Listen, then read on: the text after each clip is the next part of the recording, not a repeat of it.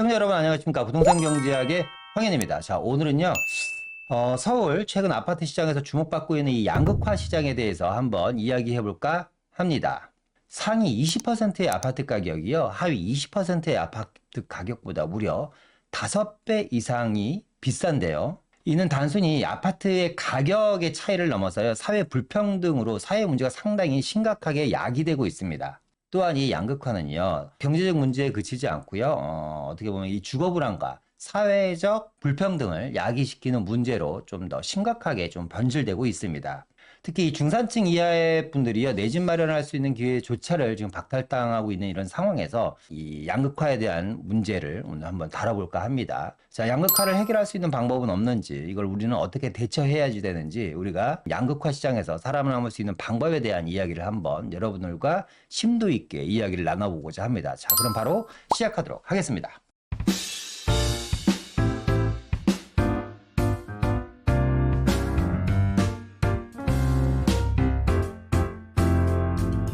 자, 첫 번째 뉴스 한번 보고 가도록 하겠습니다. 최근 이 상위 20%의 아파트 한 채면요, 하위의 아파트에 11채를 살 수 있다고 합니다. 그러니까 1대 11이죠. 상위 20%의 아파트 한 채 가격이면 하위 아파트 가격에 11채를 산다고 하니까 이 양극화가 정말 심각하다 이렇게 생각할 수가 없습니다. 그래서 아파트 양극화가요, 역대급으로 최고치를 달하고 있다 이런 이야기를 하고 있고요. 일단은 수도권을 중심으로 아파트 값에 대한 집값 양극화가 더욱더 심각해지고 있다. 물론 수도권과 또 서울 간의 문제도 있을 거고 지방과 서울 간의 문제도 있을 텐데요. 이 수도권 자체에서도 양극화가 상당히 심각해지고 있다고 합니다. 그러니까 경기도 안에서의 또 양극화가 엄청나게 크게 벌어지고 있다는 얘기고요. 또 전국 아파트 가격 상위 20%와 하위 20% 아파트 격차가 역대 최고 수준으로 벌어지고 있다. 그러니까 결론을 얘기하면 지금 상위 20% 아파트 한 채로 하위 20%의 11채를 살 수 있고 수도권, 서울, 지방 할 것 없이 양극화가 상당히 심각한 수준이다라는 이야기입니다. 역대급이라는 이야기를 하고 있는 거죠. 최근 몇 년 전부터 우리들한테 아주 친숙한 단어가 있죠. 바로 이 벼락거지라는 단어입니다. 그러니까 자고 났더니 벼락거지가 됐다. 이런 이야기가 어떻게 보면 이 양극화의 표본이지 않나라는 생각이 듭니다. 그러니까 옛날에는 이제 서울에서 예를 들어서 1급지가 있고 2급지가 있고 3급지가 있었는데 1급지와 2급지 간의 격차와 2급지와 3급지 간의 격차가 아주 많이 차이는 나진 않았습니다. 과거 같았으면 뭐 요 정도, 요 정도, 요 정도 차이 났다면 지금은 1급지가 여기서부터 이만큼 가는 사이에 2급지는 요만큼 왔고 3급지는 거의 움직임이 없다 보니까 이 양극화가 엄청나게 벌어졌다. 그러다 보니까 이런 지역에 사시는 분들이 상대적 박탈감을 느끼는 거고 어떻게 보면 자고 일어났더니 정말 나는 변한 건 없는데 세상이 나를 벼락거지로 만드는 이런 세상으로 바뀌어버리고 있습니다. 자, 일단 계속해서 보면요. 전국의 아파트 5분위 배율은요, 10.93이라고 합니다. 이게 무슨 뜻이냐면, 이제 우리가 이 아파트에 대한 배율을 나눌 때 1분위부터 5분위까지 나눕니다. 그러니까 쉽게 얘기하면 5개의 등급으로 나눈다라는 거고요. 1분위가 가장 저소득층, 그리고 5분위가 가장 고소득층입니다. 근데 이 5분위 아파트 배율이 10.93이라는 건 뭐냐면 5분위 아파트 가격의 한 채가 1분위 아파트 가격의 11채와 가격이 똑같다는 이야기입니다. 그러니까 역대 최대의 격차를 벌이고 있다. 그러니까 상위 20%의 아파트 한 채가 하위 20%의 11채 가격이랑 똑같다는 거고요. 이건 전국의 이야기인 거고 서울의 이야기를 한번 보면요. 서울 5분위 아파트 비율은요. 2022년 12월 달 2022년입니다. 4.5입니다. 그러니까 2022년도에는 상위 20%의 아파트 한 채의 가격이 하위 20%의 4채 반 정도가 됐는데 2년이 지난 지금은 벌써 5.5배니까 가격 격차가 점점 격차가 커지고 있는 거죠. 그러니까 과거에는 쉽게 얘기하면 상위 20%로 4채를 살 수 있었다면 지금 5채, 6채를 살 수 있는 세상으로 바뀌었다는 거고요. 서울 아파트 1분위의 평균 가격은 놀랍게도 4억 9천만 원이라고 합니다. 그러니까 서울에서 웬만한 뭐 살만한 지역, 뭐 마포, 용산, 성동구라든가 아니면 동작구라든가 중구 같은 지역, 이런 지역들의 보통 빌라 가격이 4, 5억에서 5, 6억 정도 합니다. 투룸, 쓰룸이 이런 것들이. 그러니까 강남의 빌라 가격들도 진짜 원룸도 지금 거의 4, 5억 하는 지역들이 있고요. 투룸 같은 경우는 비싸면 10억대가 훨씬 넘는 지역들도 강남에 수두룩한데 이게 지금 빌라 얘기하는 게 아니라 아파트 이야기하는 거거든요. 아파트의 1분위의 평균 가격이 4억 9천만 원 정도니까 최 5억이 안 된다는 얘기고요. 반면에 5분위 아파트 평균 가격은 무려 26억 8,774만 원이니까 어마어마한 격차를 보이고 있는 겁니다. 1분위의 아파트 가격은요, 전월 대비 0.11% 상승을 했고요.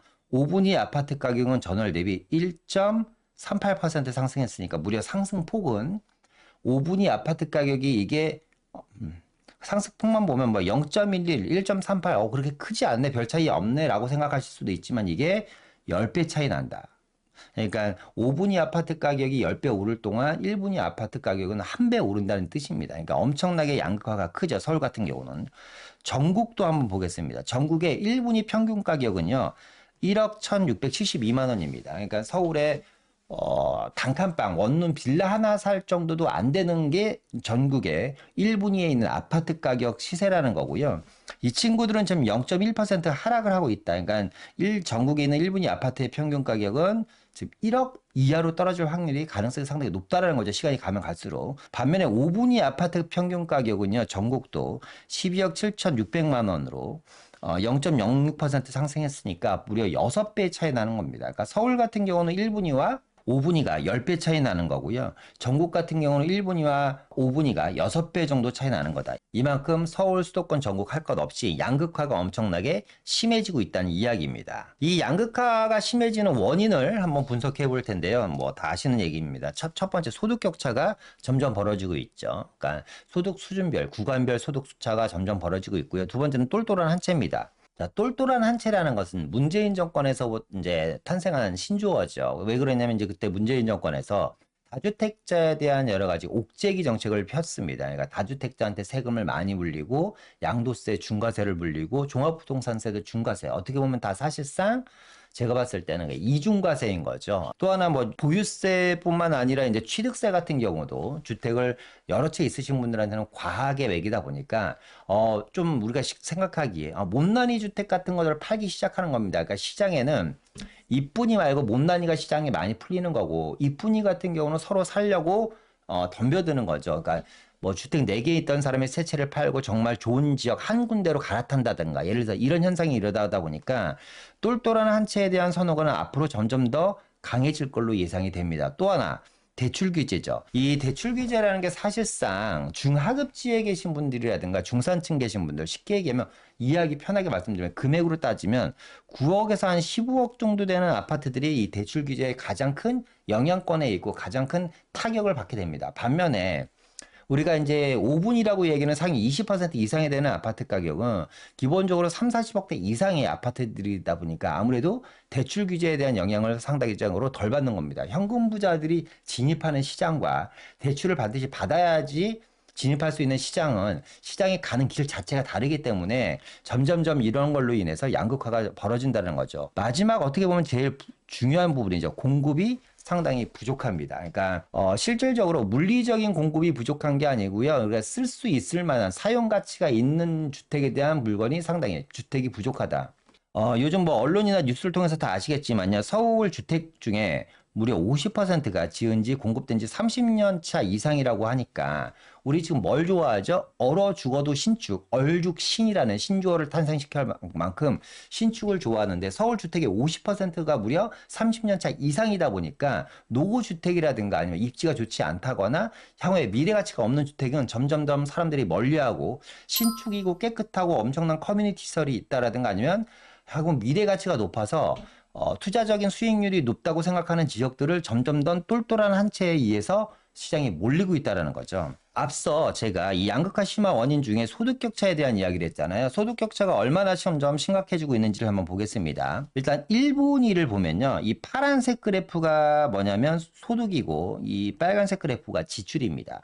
1분위는 보면 쉽게 얘기하면 소득은 1,122만 원인데 지출이 1,232만 원이니까 어떻게 보면 소득과 지출이 거의 대동소이하다는 얘기고요.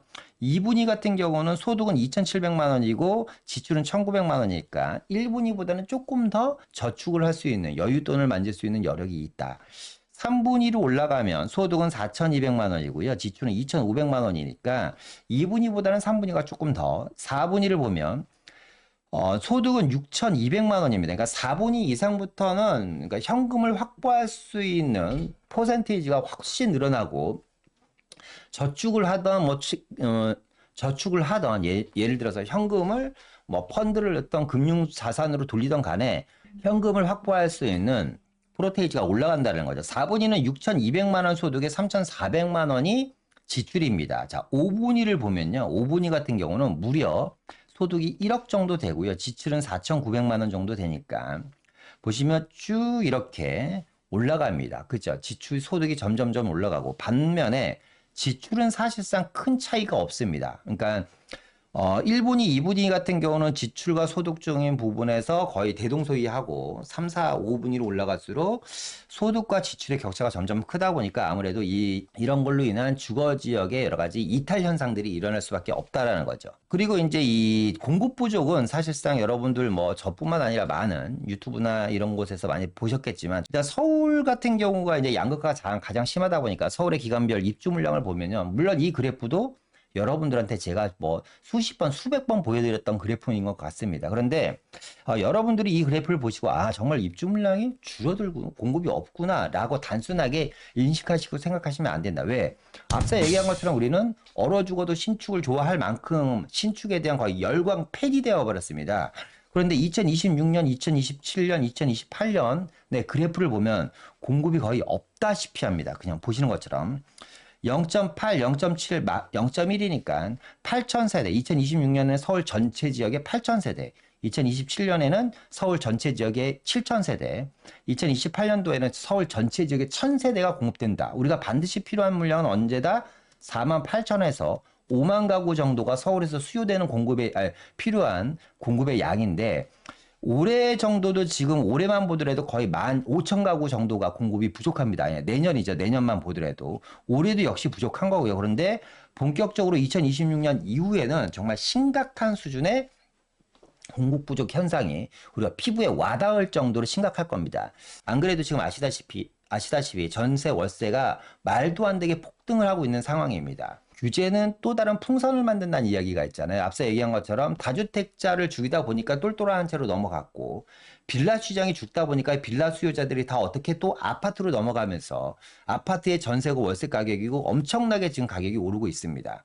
빌라의 전세 시장이 불안정하니까 빌라의 새로운 패러다임이 월세 시장으로 지금 빠르게 변하고 있고 그러다 보니까 어쨌거나 소득 수준이 낮으신 분들 같은 경우는 목돈을 마련하기가 힘들다 보니까 어쩔 수 없이 그러니까 내 의지와 상관없이 월세를 선택할 수밖에 없는 형국으로 점점 시장이 변질되고 있다라는 거죠. 그래서 정부도 나름대로 여러 가지 노력을 하고 있습니다. 그래서 정부가 주택 공급을 획기적으로 확대하겠다. 이게 언제죠? 올 7월 달 이야기입니다. 주택 공급을 획기적으로 확대하겠다는 이야기를 했고요. 모든 정책 수단을 원점에서 재검토하겠다는 겁니다. 그래서 기재부와 국토부가 올 7월 달 제1차 부동산 시장 및 공급 상황에 대한 점검 TF를 개최를 했고요. 도심 정비 사업을 신속하게 하고 3기 신도시를 조기 공급하겠다는 추가 방안을 88 대책에서 또 발표를 했습니다. 서울과 수도권 일부 지역의 아파트 가격의 상승세가 있다 보니까 뭐 경각심을 갖고 계속 모니터링을 하겠다고 하는데 모니터링을 한다고 하더라도 사실상 바뀔 게 별로 없다. 그러니까 지금 현재 여러분들을 제가 항상 말씀드리지만 지금 현재 현상, 우리가 이 현상, 현재 일어나는 상황을 현상이라 그러잖아요. 현상에 주목할 필요는 없다. 지금 현상은 대출 규제로 인해서, 결국에는 대출 규제로 인해서 지금 거의 모든 시장들이, 부동산 시장이라는 게 결국 아파트 시장이죠. 이 아파트 시장이 거의 보합세로 지금 들어드는 모습입니다. 보합세. 그런데 많은 전문가들이 내년부터는 다시 가격이 오를 거라고 이야기하는 이유 중에 하나가 뭐죠? 임대 가격에 대한 상승입니다. 임대 가격이 엄청나게 상승할 걸로 예상이 되다 보니까 임대 가격 상승은 결국 매매 가격 상승을 불러일으킬 걸로 예상이 된다고 이야기를 합니다. 그런데 문재인 정권 때부터 여러분 잘 생각해 보세요. 문재인 정권 5년입니다. 윤석열 정권입니다. 지금 문재인 정권부터 윤석열 정권 또 다른 누군가 다음 대통령이 되면 누군가 또 새로운 정권이 만들어지겠죠. 지금 대통령이 2번 바뀌는 동안 이 공급 이야기는 빠지지 않고 있습니다. 그만큼 공급이 상당히 부족하다. 그래서 110 대책이나 88 대책에서 나온 이야기들이 이런 얘기죠. 자, 절차를 단축시키겠습니다. 그래서 뭐 재건축 아파트에 대해서는 안전진단 없이도 해주겠다. 여러 가지 뭐 패스트 트릭을 도입해서 재개발 재건축을 뭐 빨리빨리 진행해주겠다. 이렇게 도심의 정비 사업을 신속하게 해주겠다. 결국 뭐다? 재개발, 재건축이다. 결국 신축 아파트로 바뀔 수 있는 뭐예요? 원자재죠, 원자재. 원자재의 가치는 앞으로 무궁무진하게 가격이 상승될 가격이 상당히 높다라는 거고요. 3기 신도시 등 수도권 택지 지구를 조기 공급하겠다는 건 이거는 조기 공급할 수 있으면 하면 좋은데 이건 정부가 생각한 것처럼 만만치가 않죠. 왜냐면 보상이라든가 아니면 공사에 대한 여러 가지 부분, 시공사 선정이라든가 또 자재를 원활하게 수급을 제때 할 수 있느냐, 인원에 대한 이야기. 지금 각 건설 업체에서는 주 52시간 이걸 파괴해야지 된다. 안 그러면 주택 공급하기 힘들다. 이런 이야기가 오고 갈 정도로 지금 토지 확보라든가 자재라든가 인력난 이런 거에 자, 세 가지 악재 때문에 지금 어떻게 보면 이 주택 공급 시장에 여러 가지 브레이크를 걸리고 있는 거거든요. 그런데 글쎄 정부의 의지대로 3기 신도시를 조기 공급할 수 있을지에 대한 이야기. 최근에 수도권 내 추가 택지를 확보한다고 해서 발표를 했잖아요. 강남권 주변에 있는 그린벨트를 풀어서. 그런데 거기도 지금 데모를 하고 난립니다. 그러니까 쉽지 않다.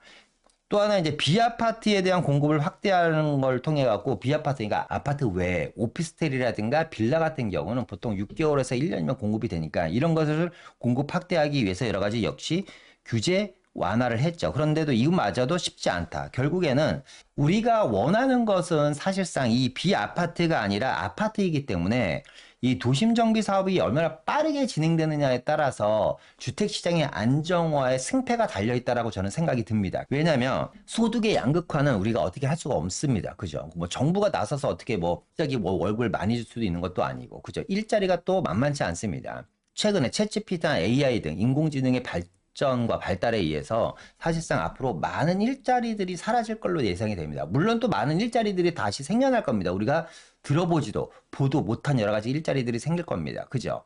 두 번째, 대출 규제 같은 경우는 이게 대출 규제를 계속 이어갈지 아니면 다시 대출 규제가 약간 풀어질지 모르겠지만 그건 정책적인 부분이기 때문에 대출 규제로 인해서 양극화가 아주 많이 벌어진다. 물론 이것도 맞는 이야기입니다만 그게 전부는 아니라는 거죠. 그죠? 제일 중요한 건 소득 수준과 공급에 대한 이야기입니다. 그죠? 이 공급이라는 것은 반드시 뭐가 필요하다? 개발을 수반한다. 개발을 동반하고 수반한다라는 거죠. 이 개발이 되면 뭐가 오르죠? 가치가 오릅니다. 왜? 이 개발이라는 걸 결국 미래의 가치, 우리가 얘기하는 이 미래에 대한 가치를 높이는 작업이기 때문에 결국 다시 부동산 가격이 오를 수밖에 없다. 그러니까 이 공급이 앞으로 진행될 수 있는, 앞으로 한 10년, 20년간은 공급이 안정화될 때까지는 도심권에 있는 개발에 대한 미래 가치가 상승할 수밖에 없기 때문에 이런 지역의 가치는 점점 더 가격이 올라갈 수밖에 없겠죠. 그런 지역이 이제 4분위 지역, 5분위 지역, 이런 지역들인 겁니다. 다른 뉴스를 한번 볼 텐데요. 미래 가치에 투자하는 수요가 상당히 늘어났다. 미래 가치 뭐죠? 개발에 대한 가치입니다. 알짜 재건축 단지에 몰리는 실수요라고 얘기합니다. 지금 오늘 나온 뉴스에는 잠실주공 5단지가 나왔습니다. 11월 달에 잠실주공 5단지가 매매 열세건이다. 엄청난 겁니다, 여러분. 요즘 같은 비수기의 매매가 열세건이라는 건 엄청난 겁니다. 예를 들어서 헬리오시티다. 거의 만세대급이잖아요. 11월 달 전체 거래량이 5건인가 6건밖에 안 나왔습니다. 그런데 이 지역은 특히나 토지거래 허가구역입니다. 토지거래 허가구역이고 농물이 나오는 아파트에서 실거주를 2년을 해야지 조합원 자격을 얻는, 그리고 대출도 쉽게 나오지 않는, 그죠? 무주택자만 살 수 있는, 그러니까 똘똘한 한 채죠. 어줍지 않은 거 다 팔고 어디 가겠다? 잠실주공 5단지 가겠다는 겁니다. 왜? 실수요 해야지 되니까. 대출도 많이 안 해줍니다. 정말 연봉이 아니죠. 실소득 수준이 한 2, 3억 정도, 1년에 2, 3억 정도 되시는 분들한테는 한 50% 정도 대출을 해주고요. 연봉 1억 이하는 자기 자본 비율이 엄청나게 많이 들어갑니다. 그럼에도 불구하고 사람들이 이런 지역에 열광을 하고 몰리고 있다. 왜? 이 미래 가치가 엄청나게 높기 때문에. 또 하나, 두 번째는 이거죠. 고가 신축 아파트. 그러니까 반포 같은 데 보십시오. 20억에 분양한 아파트가 지금 60억입니다. 무려 2년 사이에 40억이 뛴 거거든요. 그러니까 신축 아파트들이 너무 단기적인 시세 상승폭이 크다 보니까 고가의 신축 아파트에 대한 가격 피로감으로 인해서 나 지금 몸테크 하든지 아니면 내가 투자를 해놓겠다. 그래서 미래 가치가 있는 쪽으로 점점점 수요들이 몰리고 있다라는 이야기입니다. 계속해서 뉴스를 몇 가지만 보면요. 뭐, 이 공인중개사 사무소 관계자는 송파구에 있는, 뭐, 잠실중공 5단지 안에 있는 부동산이겠죠. 매도자보다 매수자가 많다. 그죠? 그러니까 매수자가 많다는 겁니다. 집을 팔려는 사람보다 살려는 사람이 많아서 매물이 항상 부족한 상태다. 물건이 하나씩 거래될 때마다 호가가 뛰고 있다. 그러니까 10억에 거래됐다가 11억, 13억, 15억, 18억, 20억 이런 식으로 물건이 하나씩 거래될 때마다 호가가 상승하고 있다는 얘기고요. 다른 또 뉴스 하나 보겠습니다. 그동안 헬리오시티라든가 파크리오 등 살기 좋은 신축 대단지 위주의 거래가 이루어졌지만, 이런 신축 아파트에 대한 가격 급등 피로감으로 인해서 수요자들이 관망세가 이루어지고 있다. 이런 상황에서 통합 심의를 앞둔 잠실주공 5단지 재건축에 대한 기대감이 커져 거래가 활발해진 것으로 보인다라고 이야기했습니다. 자, 오늘 제가 잠실주공 5단지에 대한 이야기를 하려고 그러는 게 아니고 여기서 중요한 건 뭐다? 자, 첫 번째. 미래 가치가 있는 재개발이던 재개발이던 재건축이던 간에 이런 미래 가치가 있는 곳에 뭐가 몰린다? 수요가 계속해서 몰리고 있다. 두 번째. 신축에 대한 수요는 상당히 많지만 이 신축에 대한 수요는 많지만 가격이 너무 단기간에 많이 상승됐기 때문에 이거에 대한 피로감, 미래 가치가 높은 이런 지역 혹은 이런 물건으로 수요가 상당히 몰리고 있다는 겁니다. 양극화를 가장 빠르게 해결할 수 있는 방법은 이거지 않을까요? 지속 가능하면서 균형 잡힌 가격 정책으로 부동산 시장을 좀 이끌어야 된다. 누가 정부가. 그러려면 반드시 필연적인 게 주택 공급 확대라는 거죠. 그래서 서울시는 모아타운이라든가 신속통합, 역세권 활성화, 재개발, 재건축 등등 여러 가지 다양한 이름의 개발 사업을 진행하고 있고요. 이런 도시 정비 사업을 통해서 주택 공급을 확대하려고 서울시는 부단히 노력을 하고 있습니다.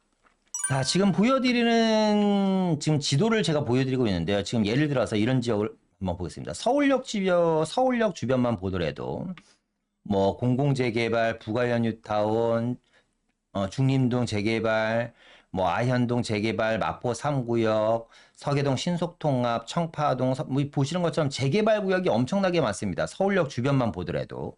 뭐 우리가 최근에 이제 용산에 대한 개발 계획이 나왔듯이 용산역 주변에도 엄청나게 개발에 대한 재개발, 재건축 구역들이 엄청나게 많죠. 뭐 동부 이촌동만 보더라도 엄청나게 많고요. 또 뭐 한남 뉴타운 또 아래쪽에 보면 반포 지역이죠. 반포 지역부터 시작해서 쭉 흑석동 어디에요? 여기가 노량진 그리고 여의도까지 이어지는 또 영등포 주변에도 재개발 구역이 엄청나게 많죠. 지금 보시는 것처럼 서울시에는 이렇게 크고 작은 재개발 구역들이 지금 이 지도에서 파란색으로 표시되고 있는 지역들이 다 이 재개발 구역들입니다. 우린 지금 이 양극화 이야기를 하고 있습니다. 그죠? 그리고 벼락거지에 대한 이야기도 하고 있고요. 그러니까 우리가 언제까지 불평불만만 하고 있을 것이냐라는 거죠. 제가 얼마 전에 이 방배동 영상을 올린 적이 있죠. 이 방배동 영상. 방배동 영상을 올렸을 때 이 방배 5구역입니다. 이 5구역이 지금 아시겠지만 기본적으로 조합원 물건 가격이요. 조합원 입주권 가격이 40억대에서 60억대의 물건이 나오고 있습니다. 물론 빌라 같은 물건은 아예 안 나오고요. 그런데 여기 지역에 있는 빌라가 10년 전에 5구역 안에 있었던 빌라는요. 4억에서 5억 정도면 충분히 샀습니다. 제가 실거래가 신고 다 보여드렸죠. 저의 영상에서. 물론 못 믿으시겠으면 이 영상을 보시는 분들 중에 만약에 10년 전에 여러분들이 이 뉴스를 보셨다면 여러분들은 1번 난 당장 방배 6구역으로 달려가서 빌라를 산다. 2번 그냥 뉴스는 뉴스일 뿐 난 지켜본다. 3번 나는 아무런 관심이 없다. 4번 빌라는 관심 없고 난 아파트만 계속 볼 거다.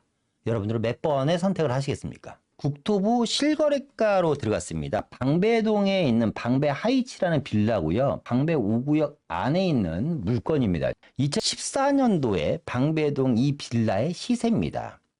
자, 저희가 한 건이 됐고, 그 다음 1월 달에 거래가 한 건 됐네요. 1월 달에 거래된 것부터 한번 보겠습니다. 전용 면적 42제곱미터. 그러니까 요즘 나오는 신축 정도 되겠죠? 한 10평, 11평 정도.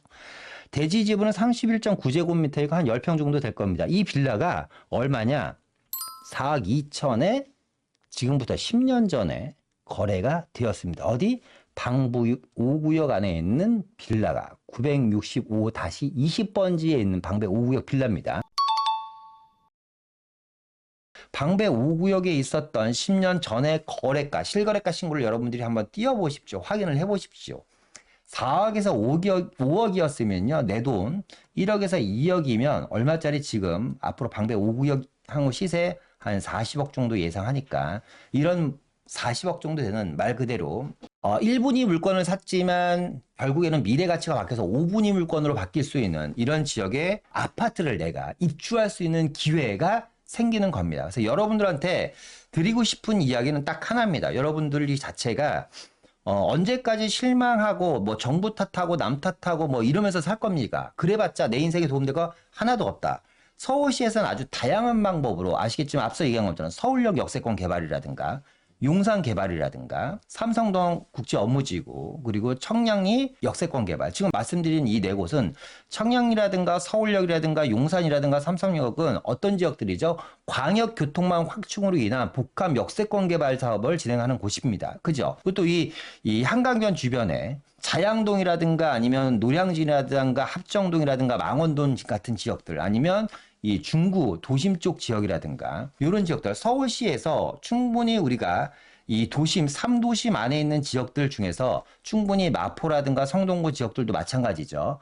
소액으로 투자해갖고 지금은 미래 가치가 약하지만 향후에 미래 가치가 높아지는 아파트들을 우리가 충분히 공략할 수가 있다라는 겁니다. 근데 왜 나한테는 기회가 없냐? 여러분들이 욕심이 많으셔서 그래요. 그러니까 그 앞서 얘기한 것처럼 방배 5구역 같은 경우는 한 10년 정도를 보고 투자하시는 분들이 그 정도의 수익률을 가져가는 겁니다. 그런데 내가 지금 당장 빌라서 내일 당장 아파트가 바뀔 거다? 이런 생각하시면 안 되겠죠. 잠실주공 5단지 재건축한 지 거의 15년이 다 돼가는 아파트입니다. 그러니까 지금 빚을 바라는 겁니다. 그러니까 어쨌거나 내가 어느 정도의 성과를 얻으려면 우리가 장인이라고 하는 사람들도 그죠? 10년 이상의 한 우물을 파야지만 장인이라는 타이틀을 줍니다. 그 10년이라는 동안에 그 한 우물을 팠을 때 그 분야에서 빛이 나시는 분들한테만 장인이라는 타이틀을 주는데 부동산 투자 1년에서 1, 2년 해서 떼돈 벌겠다 이런 생각으로 접근하시면 저는 안 될 거라고 봅니다. 따라서 여러분들도 좀 중장기적인 안목을 갖고 어쨌든 주택이 부족한 건 기정사실이고